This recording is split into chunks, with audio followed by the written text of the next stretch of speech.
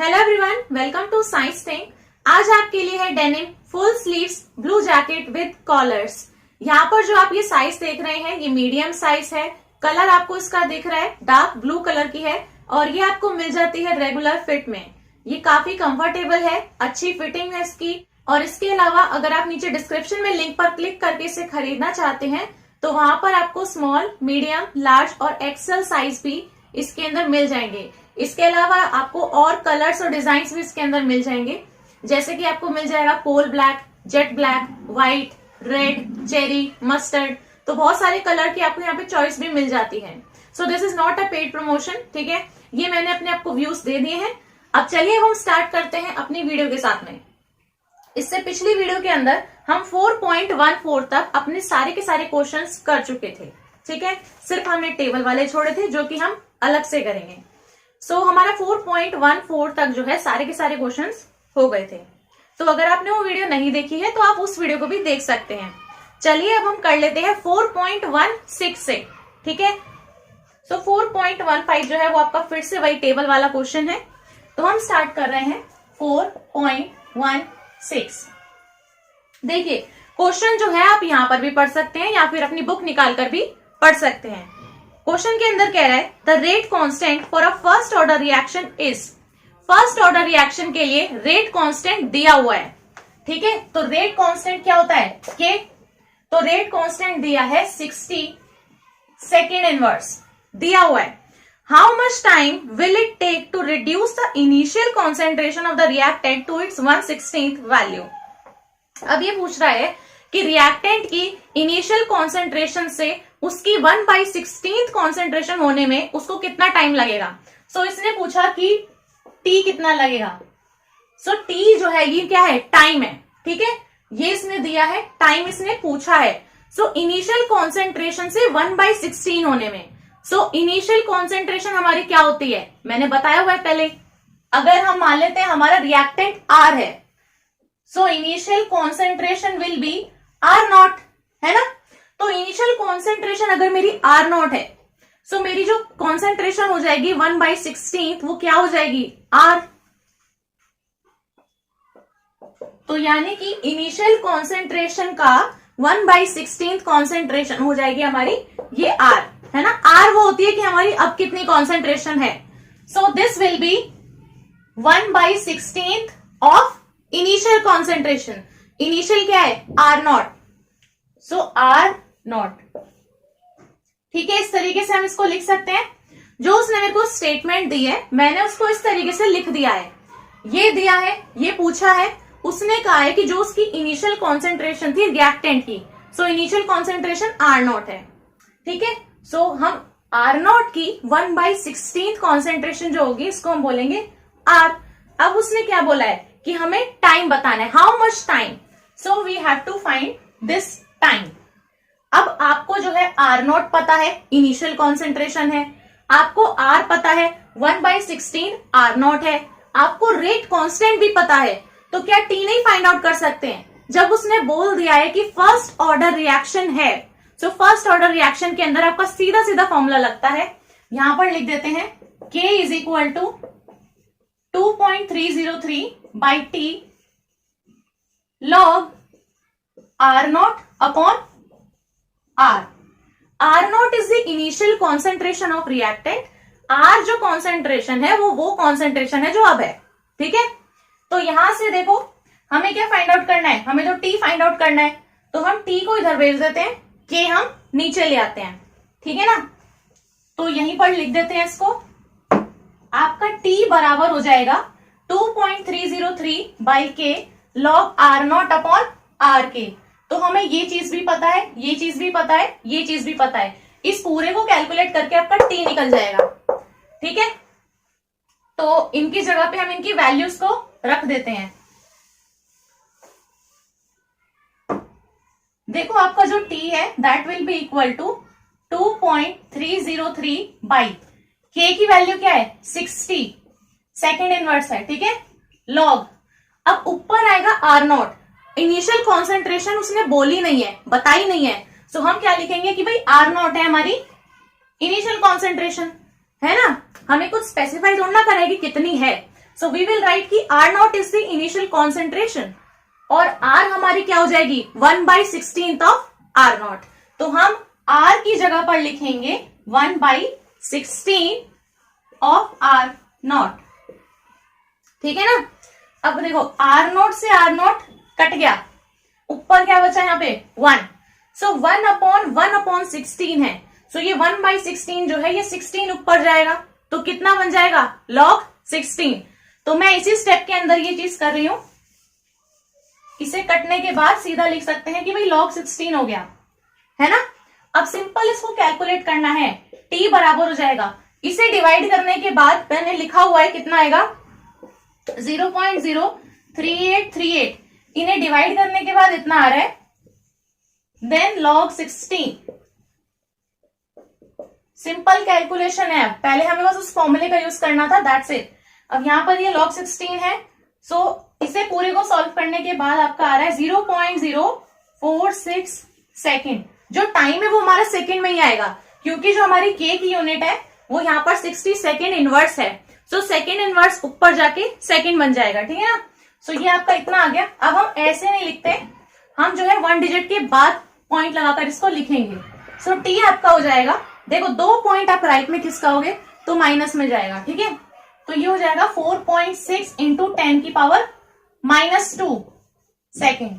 ये आपका आंसर है 4.16 का, ठीक है। सीधा फॉर्मूला लगाया है और सिर्फ कैलकुलेशन पार्ट था, दैट्स इट। नेक्स्ट देखिए 4.17 है, during nuclear explosion one of the products is strontium 90 with half life of 28.1 years. इसने कहा न्यूक्लियर एक्सप्लोजन के बाद इसने कहा है कि हमारा एक प्रोडक्ट बन रहा है जो कि स्ट्रोंशियम 90 है, जिसका हमें टी हाफ दे रखा है। हाफ लाइफ का मतलब है कि हमें टी हाफ गिवन है। सो 17th क्वेश्चन के अंदर आपको टी हाफ गिवन है स्ट्रोंशियम 90 का 28.1 ईयर्स, ठीक है। इसके बाद में ये कह रहा है इफ 1 माइक्रोग्राम म्यू और फिर जी लिखा है, इसका मतलब क्या होता है 10 की पावर -6, तो that is micro. So 1 microgram of strontium 90 was absorbed in the bones of a newly born baby instead of calcium. How much of it will remain after 10 years and 60 years if it is not lost metabolically? ठीक है, ठीक है। तो इसने कहा है कि अगर 1 माइक्रोग्राम जो है वो एब्जॉर्ब हो गया था, सो मतलब इनिशियली वो कितना था R0 बोल दे। इनिशियल कॉन्सेंट्रेशन इज R0, तो इनिशियली वो कितना था 1 माइक्रोग्राम। हम इसी में ही इसको लिखेंगे, ठीक है 1 माइक्रोग्राम। अब इसके बाद में ये कह रहा है how much of it, how much मतलब क्या है कि वो कितना बचा है, तो इसका मतलब है कि वो इसके बाद वाली कॉन्सेंट्रेशन पूछ रहा है। So how much of it will remain, तो मतलब कितनी चीज बची है उसमें से। इनिशियल इतना था, अब वो कितना बचा है कितने टाइम के बाद, 10 साल बाद और 60 साल बाद। तो टाइम उसने बोला है 10 ईयर्स और टाइम उसने बोला है 60 ईयर्स, ठीक है। समझे क्वेश्चन में जो आपको डाटा दिया होता है उसको हम इस तरीके से लिख लेते हैं, ठीक है। फिर देखते हैं कि कैसे निकाल सकते हैं। आपको टी हाफ दिया है, R0 भी दिया है, R आपको नहीं पता है, जो आपको फाइंड आउट करना है दैट इज R। अब आपको टाइम वो कह रहा है कि एक बार 10 साल रखना है और एक बार 60 साल रखना है, यानी कि 10 ईयर्स और 60 ईयर्स, ठीक है। एक एक करके निकालते हैं, पहले हम 10 ईयर्स के लिए निकाल देते हैं, फिर हम 60 ईयर्स के लिए निकाल देते हैं, ठीक है। देखो इसके अंदर हम अप्रोच कैसे रखेंगे, ये चीज देखो, हमें क्या फाइंड आउट करना है, R फाइंड आउट करना है, ठीक है। हमें दिया है R0 भी, R, T हाफ, तो हमें इन सब चीजों का यूज करना है। तो हम जो है सीधा सीधा हमें फॉर्मूला पता होता है कि भाई वो क्या हो जाता है, K बराबर है 2.303/T log R0 divide by R। ये हमारा फॉर्मूला है, हमको पता है ये चीज। यहां पर R0 मुझे पता है, ठीक है, ये चीज मेरे को पता है। R मेरे को नहीं पता है, फाइंड आउट करना है। सो ये मेरे को फाइंड आउट करना है, ठीक है। T मेरे को दिया हुआ है 10 साल और सेकेंड टाइम में हम इसको 60 साल रखेंगे, यानी 10 और 60 रखेंगे। सो टाइम भी दिया हुआ है, ठीक है।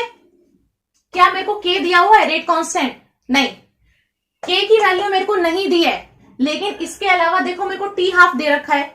सो T हाफ की हेल्प से आप रेट कांस्टेंट की वैल्यू को फाइंड आउट कर सकते हो।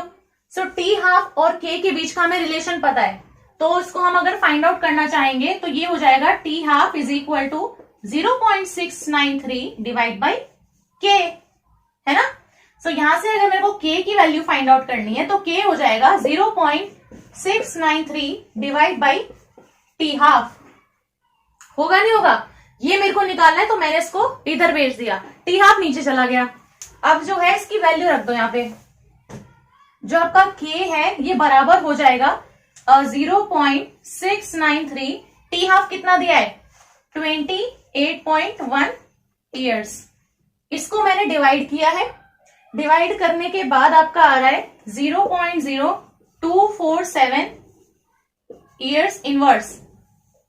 तो निकाल दी मैंने इसमें के की वैल्यू, टी हाफ दिया था, ठीक है, के निकालना था, सीधा डिवाइड किया, के की वैल्यू मिल गई। अब मैं इसी डाटा के साथ में भी लिख दूं के की वैल्यू, तो मुझे अब के भी पता है 0.0247 ईयर्स इनवर्स, ठीक है। के पता है, टी हाफ पता है, आर नॉट पता है, आर निकालना है, टी भी पता है। तो इस वाले फॉर्मूले में अब देखो ये भी पता है, ये भी पता है और ये चीज भी पता है, सिर्फ क्या निकालना है, ये आर, तो निकाल सकते हैं। तो रख देते हैं इनकी वैल्यूज। के की कितनी है 0.0247 is equal to 2.303 by T. अब मैं एक बार जो है टी की वैल्यू 10 ईयर्स रखूंगी, एक बार मैं 60 ईयर्स रखूंगी, ठीक है। तो पहले हम देख लेते हैं when T is equal to 10 years, मतलब जब हमारा टाइम जो है वो 10 साल बीत गया होगा, उसके बाद में आर की कॉन्सेंट्रेशन कितनी रही होगी। सो यहां पर हम टी कितना रखेंगे 10 लॉग आर नॉट कितना है 1 माइक्रोग्राम, तो लिख देते हैं 1 माइक्रोग्राम। आर जो है ये हमें फाइंड आउट करना है, ठीक है। अब इसको हम मिटा देते हैं।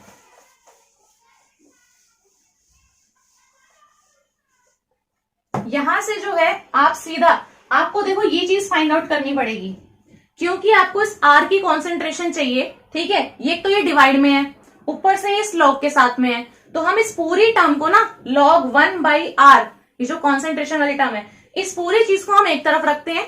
ये जो हमारे पास में वैल्यूज हैं पहले हम इन्हें सॉल्व करेंगे, ठीक है ना, सिंप्लीफाई करके। देखो तो ये हो जाएगा आपका log 1 बाई आर, इसको मैंने सीधा 1 ही लिख दिया है अभी, ठीक है, इज इक्वल टू, ये वाली चीज मैंने इधर ही रहने दी। इन सबको सॉल्व कर लो। देखो इक्वल्स टू के इस साइड में 0.0247 तो था ही, ये 10 जो डिवाइड में था ये मल्टीप्लाई में चला गया, 2.303 जो ऊपर मल्टीप्लाई में था वो नीचे डिवाइड में चला गया। सो डिवाइड में जाएगा 2.303, आएगा ना इतना। अब यहां से इसको सॉल्व कर लो, सिंपल, ये इनका डिवाइड मल्टीप्लाई है, ठीक है। इसकी वैल्यू मैं बता रही हूँ कितनी आ रही है, इसकी वैल्यू आपकी आ रही है 0.10725, ये वाली चीज की, ठीक है। ये आपका आ रहा है log 1 बाई आर, इसकी वैल्यू आई है इतनी। अब देखो यहां से जो है आपके पास में log 1 बाई ये आर की जो कॉन्सेंट्रेशन है इसकी वैल्यू उसके इक्वल आई है, लेकिन यहां से तो हमें सिर्फ इसकी वैल्यू चाहिए, ठीक है। तो हम क्या करेंगे 1 बाई ये जो आपकी कॉन्सेंट्रेशन वाली टर्म है इधर ही रहेगी, और log इधर जाके क्या हो जाएगा आपका एंटी लॉग, क्योंकि जो चीज आपको फाइंड आउट करनी है उसके साथ में log है, ठीक है ना। तो हम क्या करेंगे, ये इधर जाके क्या हो जाएगा इसका एंटी लॉग, तो यानी इस वाली वैल्यू का आपको एंटी लॉग लेना पड़ेगा। सो दिस विल बी 10725, लिख के दिखाया मैंने एंटी लॉग इस वैल्यू का, तो यहां पर ही हो जाएगा 1 बाई आर बराबर है, इसका एंटी लॉग लोगे तो 1.280 आ रही है, सॉल्व करके देख लेना, ठीक है। 1 बाई ये कॉन्सेंट्रेशन ऑफ आर इसके इक्वल है। तो अब आर बताओ जरा फटाफट से कितना हो जाएगा आपका, जो है 1 बाई 1.280 इस आर की कॉन्सेंट्रेशन के इक्वल होगा। भाई मेरे को आर चाहिए ना, तो आर ऊपर ले जाएंगे, इसको हम नीचे ले आएंगे, सो ये डिवाइड हो जाएगा। तो आर जो है 1 डिवाइड बाई दिस, ये आपका आ रहा है 0.781, और ये भी आपकी किसी में आएगी, माइक्रोग्राम्स में आएगी, क्योंकि जो आपको आर नॉट दिया था वो उसमें ही दिया था, तो आर भी तो इसी में आएगा। सो ये आपका आंसर है। That's it. आपको ऐसे ही सॉल्व करना है, ठीक है। जिस तरीके से मैंने बताया है आपको उसी फॉर्मूले का यूज करके एज इट इज आपको सॉल्व करते चलना है। सो ये मैंने आपको बताया है जब आपका टी जो है वो 10 ईयर्स है, ठीक है। अब जो है मैं यहां पर लिख रही हूं के बराबर है 2.303 by T log R0 divide by R, ठीक है। अब जो है के हमने फाइंड आउट कर रखा है 0.0247, ठीक है, बराबर 2.303 बाई टी कितना है 60 लॉग R0 कितना दिया था 1, R एज इट इज। ये चीज मेरे को फाइंड आउट करनी है तो इस वाले हिस्से को सॉल्व कर लेते हैं। तो ये कितना हो जाएगा log 1 बाई R बराबर है, ये वाली चीज तो यहां पर थी ही 0.0247, ये 60 डिवाइड में था तो मल्टीप्लाई में चला गया, 2.303 मल्टीप्लाई में था तो डिवाइड में आ गया। ये चीज आएगी नहीं आएगी, बिल्कुल वही चीज है। यहां पर पहले 10 आ रहा था अब 60 आ रहा है, बस इतना सा फर्क है, ठीक है। अब इस वाली चीज को सॉल्व करोगे तो आपका log 1 बाई R ये आपका आ रहा है 0.6435, डिवाइड मल्टीप्लाई है करके देख सकते हो, इतना आना चाहिए 0.6435 आ रहा है। अब यहां से हमें जो है इसको फाइंड आउट करना है तो लॉग को भेजो, क्या हो जाएगा एंटी लॉग, इस चीज का एंटी लॉग लेंगे तो एंटी लॉग लेने के बाद आपका आ रहा है 4.40, ठीक है। एंटी लॉग लोगे इस चीज का तो लॉग यहां से हट गया है, अब इस चीज का एंटी लॉग कितना है 4.40, तो यहां से मेरे को इस चीज की वैल्यू फाइंड आउट करनी है, आर की कॉन्सेंट्रेशन मेरे को फाइंड आउट करनी है। तो जो चीज चाहिए उसको डिवाइड में भेज दो, आर मेरा फाइंड आउट हो जाएगा अपने आप। तो आर हो जाएगा 1 बाई 4.40, ठीक है ना। तो आपका आएगा आर इक्वल है, इसको डिवाइड करने के बाद आपका आ रहा है 0.228, ये भी आपका माइक्रोग्राम्स में ही होगा, इतना आ रहा है आपका, ठीक है। सो लास्ट में आप जो है दोनों की स्टेटमेंट भी लिख के दिखा सकते हो कि concentration of strontium 90 after 10 years जो है वो 0.781 है, 7812, ये सब आप देख लेना, पॉइंट में डिफरेंस हो सकता है, ठीक है। तो आफ्टर 10 ईयर्स जो है वो इतनी है और आफ्टर 60 ईयर्स जो है वो इतनी है, ठीक है। स्टेटमेंट में भी आप लिख के इसको दिखा सकते हो, फाइंड आउट तो आपने कर दिया है, स्टेटमेंट में भी लिख सकते हो कि concentration of strontium 90 after T is equal to 10 years is इतना और after T is equal to 60 years is इतना। ये आपका क्वेश्चन नंबर था 4.17। नेक्स्ट है 4.18, 18th क्वेश्चन जो है इसके अंदर है for a first order reaction show that time required for 99% completion is twice the time required for the completion of 90% of reaction. तो इसके अंदर ये कह रहा है कि आपका है ये 18th in a first order reaction, first order reaction है उसने लिख कर दिया है और वो क्या रहा है कि टी मतलब कि टाइम रिक्वायर्ड फॉर कितना 99% completion of reaction is twice the time required for 90% of the reaction, completion of the reaction, ठीक है। तो वो ये चीज कह रहा है कि the time required for completion of 90% of reaction अगर हम उसे ट्वाइस कर देते हैं यानी 2 से मल्टीप्लाई कर देते हैं तब वो इसके इक्वल आता है। तो वो इस चीज के लिए बोल रहा है, ठीक है। तो इस चीज को जो है आपको शो करके दिखाना है, तो हम यहां पर लिख सकते हैं टू शो, ठीक है। टी 99% जो है that is equal to T of 90%। अब हटा देते हैं इसको, ठीक है। सो क्योंकि उसने टाइम बोला है, टाइम की उसने बात की है, तो हमें फर्स्ट ऑर्डर रिएक्शन के अंदर हमें फॉर्मूला पता है, सीधा सीधा होता है टी बराबर होता है 2.303 by K log R0 divide by R, ये होता है फॉर्मूला फर्स्ट ऑर्डर रिएक्शन के अंदर। तो हम क्या कर सकते हैं, क्योंकि वो T 90% की बात कर रहा है और T 99% की बात कर रहा है, तो हम उस T के लिए एक बार 90% पे और एक बार 99% पे इस इक्वेशन में रख के इसको निकाल सकते हैं, ठीक है। तो इस इक्वेशन के लिए हम दोनों चीज में इसको निकाल सकते हैं। देखो कैसे निकाल सकते हैं, एक बार मैं लिख रही हूं यहाँ पे फॉर T 99% में लिख देती हूँ, ठीक है, तो एक बार हम t 99% के लिए इसमें निकालेंगे, तो ये हो जाएगा आपका t 99%।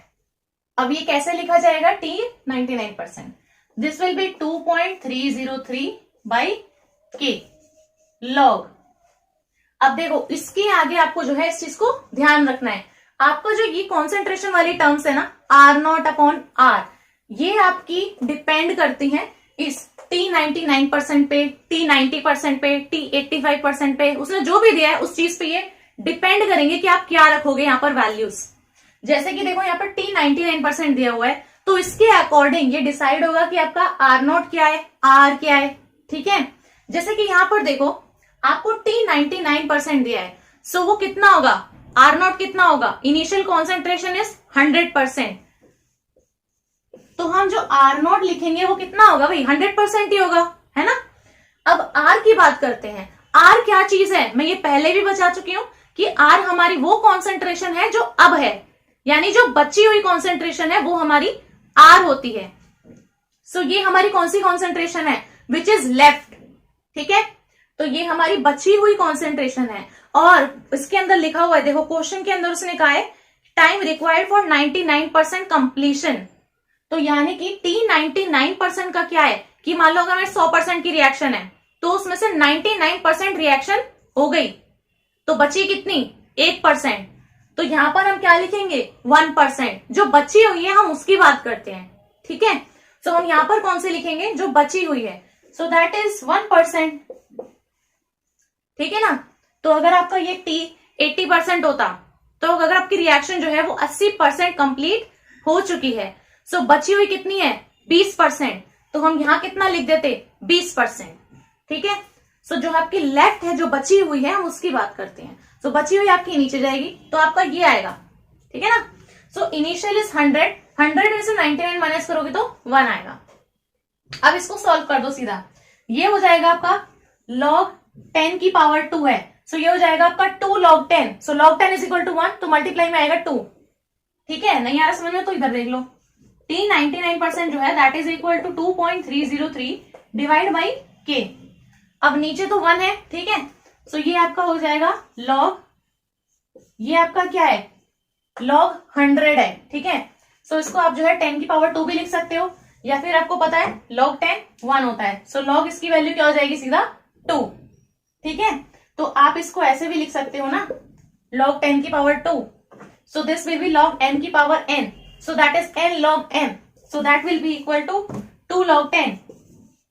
now log 10 is equal to 1, so सिर्फ कितना बचा, मल्टीप्लाई में 2, कैसे भी देख सकते हो। ठीक है, तो आपका ये आ जाता है, बस इसको नाम दे दो इक्वेशन 1, क्योंकि हमें भी दोनों चीज के लिए निकालना है। अभी मैंने T99% के लिए निकाला है, अभी T90 के लिए भी निकाल देते हैं, सेम चीज करनी है।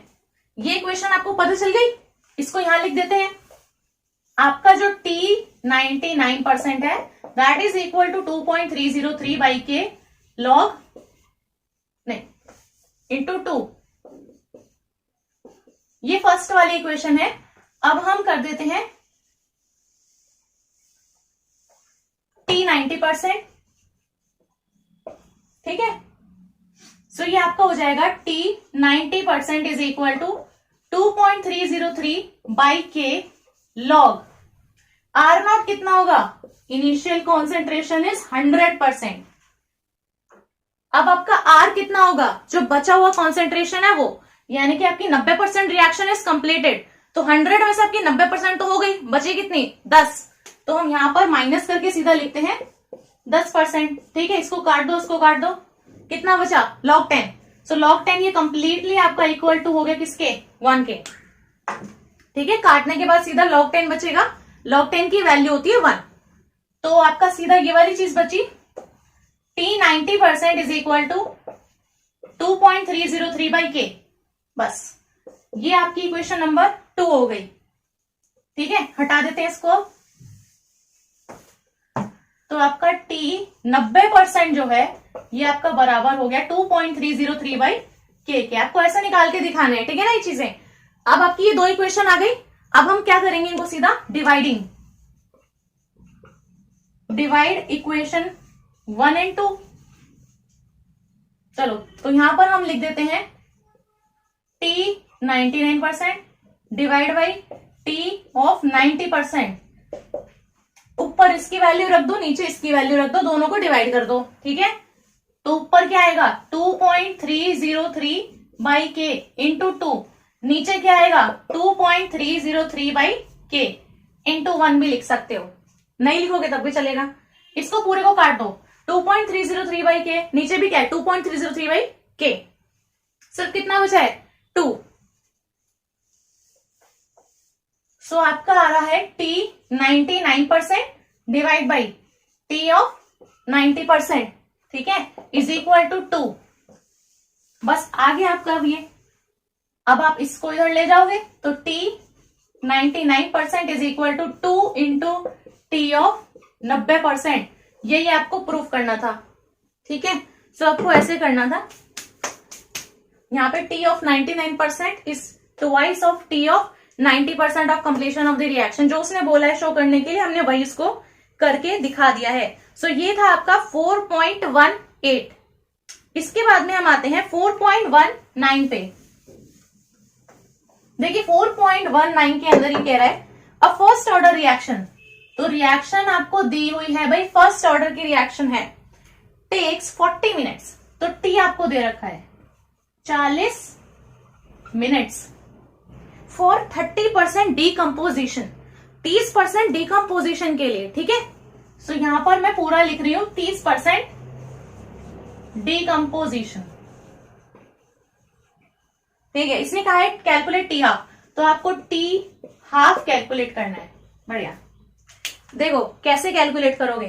टी दे रखा है 30% डीकम्पोजिशन हो गया, ठीक है, इतने टाइम में इसका 30% डीकम्पोजिशन हो गया। अब टी हाफ बताओ उसका कितना होगा, निकाल देंगे अभी टी हाफ। टी हाफ आप कैसे कैलकुलेट कर सकते हो, टी हाफ आप तब कैलकुलेट कर सकते हो जब आपको रेट कांस्टेंट की वैल्यूज पता हो, क्योंकि हमें पता है टी हाफ बराबर होता है 0.693 बाई के। तो अगर मेरे को के की वैल्यू पता होगी तो टी हाफ भी पता चल जाएगा, ठीक है। तो हमारा देखो कैसे अप्रोच होगा इसमें। आपका जो होता है ये होता है K is equal to 2.303 by T log R0 upon R, ठीक है। यहां से देखो हमें R0 भी दिया हुआ है, अभी बताते हैं कैसे दिया हुआ है। R भी हमें दिया हुआ है, ठीक है।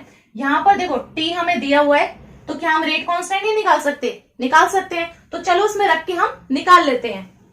डायरेक्टली मैं वैल्यू रख के दिखाती हूं। आपका जो रेट कांस्टेंट है, जो मेरे को फाइंड आउट करना है इस टी हाफ को निकालने के लिए, आपका के बराबर हो जाएगा 2.303 बाई, नीचे आपका आएगा टी, टी कितना दिया है 40 मिनट। यहां पर आपका आएगा लॉग R0, देखो R0 फिर से वही सेम चीज है, इनिशियल कॉन्सेंट्रेशन इज R0, तो R0 कितना होगा 100%, तो यहां पर हम लिखेंगे 100%। अब देखो क्वेश्चन के अंदर उसने बोला है कि 30% डीकम्पोजिशन। अब कोई चीज 30% पूरा डिकम्पोज हो गई तो बची हुई को तो हम देखेंगे ना। अगर वो पूरी 100% थी, उसमें से उसका 30% तो डिकम्पोज ही हो गया, तो बचा कितना 70%। तो यहां पर हम क्या लिखेंगे 70%, बचा हुआ रखते हैं, जो लेफ्ट है वो रखते हैं बचा हुआ, ठीक है। इनिशियल इतना था, 30% गया, इतना बचा, 0 से 0 काट दो, ठीक है, तो log 10/7 हो जाएगा। अब बस आपको यहां से सिंपल कैलकुलेशन वाली पार्ट बचता है, अब आपको वो कर लेना है। अच्छा, मैंने यहां पर जो है लिखा हुआ है, इस पूरे को सॉल्व करने के बाद आपका आएगा 2.303 बाई 40, यहां पर है आपका 0.1549, करके देख लेना, इतना आना चाहिए 0.1549। और फिर इस पूरे को सॉल्व करने के बाद ये पूरा मल्टीप्लाई डिवाइड करने के बाद आपकी वैल्यू आएगी 0.00892, ठीक है। ये आपकी हो गई। अब इस पॉइंट को उधर शिफ्ट कर देते हैं, चलो। ये आपका हो जाएगा 8.92 इंटू 10⁻³ 1 2 3। ये आपका किस में आएगा मिनट इनवर्स में, तो ये आपका हो जाएगा मिनट इनवर्स, क्योंकि जो आपको टाइम दे रखा था वो मिनट्स में था। सो दिस इज 40 मिनट्स, तो के कितना आएगा 40 ये मिनट इनवर्स, ठीक है 40 मिनट था तो ये मिनट इनवर्स में आएगा। तो के की वैल्यू मेरे को मिल गई, के की वैल्यू को रख देते हैं इधर 8.92 इंटू 10 की पावर -3 मिनट इनवर्स, ठीक है ना।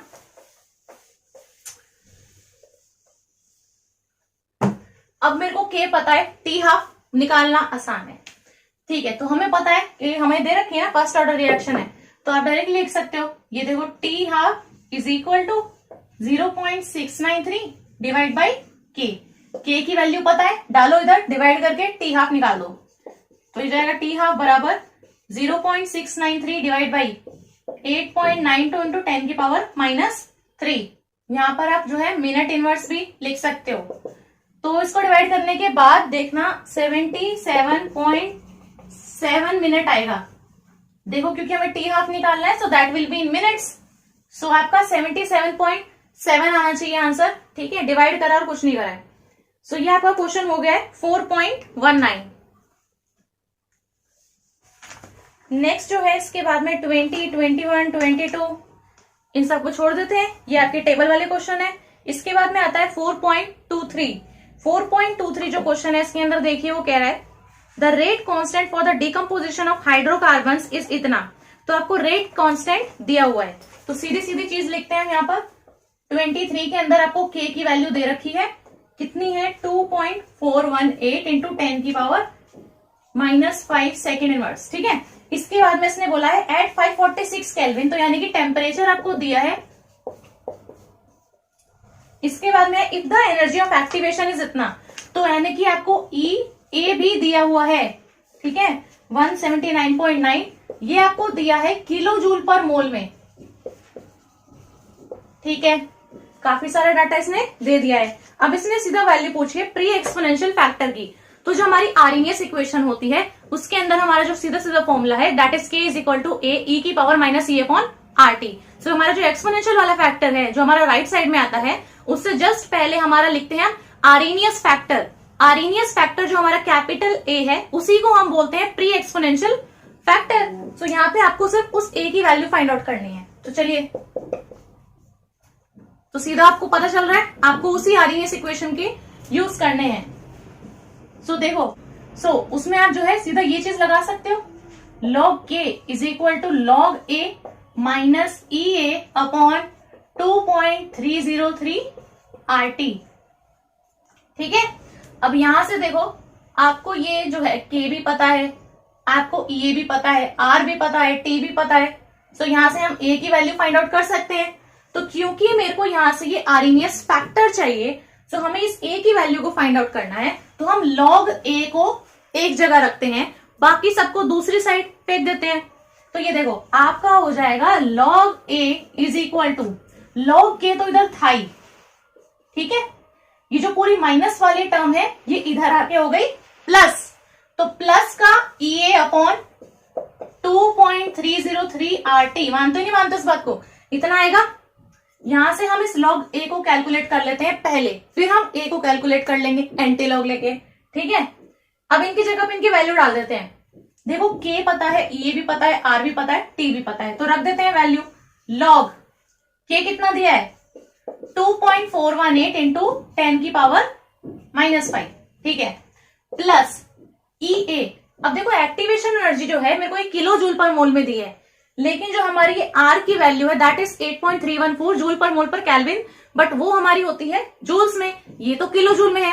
तो या तो हम इसको जूल्स में कन्वर्ट करें, तो हम इसी को जूल्स में कन्वर्ट कर लेते हैं। तो आपकी ये हो जाएगी 179.9 इंटू 10 की पावर 3। किलो जूल से जूल में कन्वर्ट करने के लिए मेरे को 10 की पावर 3 से मल्टीप्लाई करना पड़ेगा, ठीक है। तो यहां पर सीधा सीधा जो आपका हो जाएगा ये हो जाएगा 179900, ठीक है। इसको हम जो है 1000 से मल्टीप्लाई करेंगे तो इतना आएगा। डिवाइड में है आपका 2.303, R की वैल्यू है 8.314 इंटू T कितना है, टेम्परेचर दिया है 546, 546 रख दी इन सबकी वैल्यू। सिंपल अब कैलकुलेशन वाला पार्ट है।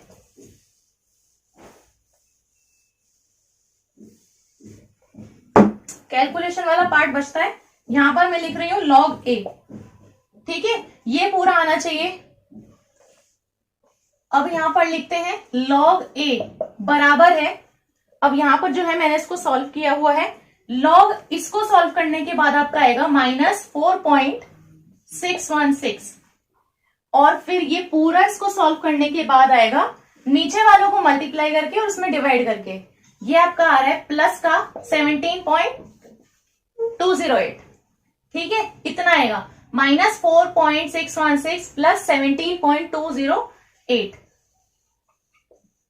और इसका ये माइनस प्लस सॉल्व करने के बाद आपका आ रहा है 12.592, इतना आ रहा है, ठीक है। ये पूरा मैंने बस कैलकुलेशन वाला पार्ट आपको डायरेक्टली बताया है, ठीक है ना, बाकी पूरा मैंने स्टेप वाइज बताया कि कर कैसे रहे हैं। तो इसको सॉल्व करने के बाद आपका इतना आएगा। अब log a मेरा इतना है, लेकिन मेरे को log a की नहीं, मेरे को इस a की वैल्यू चाहिए, मेरे को इस a की वैल्यू चाहिए। सो यहां से हम इस a को फाइंड आउट करने के लिए क्या करेंगे, हम इस वाली वैल्यू का एंटी लॉग लेंगे। सो आपका a बराबर हो जाएगा एंटी लॉग इस वैल्यू का 12.592 का, ठीक है। तो आपका a बराबर हो जाएगा, इसका एंटी लॉग लोगे तो आ रहा है आपका 3.90 इंटू 10 की पावर 12 इंटू 10 की पावर 12 सेकेंड इनवर्स। बस यही आपका जो है प्री एक्सपोनेंशियल फैक्टर है, इसी की आपको वैल्यू फाइंड आउट करनी थी। सो आपका आंसर डायरेक्टली देखो आ रहा है 3.90 इंटू 10 की पावर 12 सेकेंड इनवर्स, ठीक है।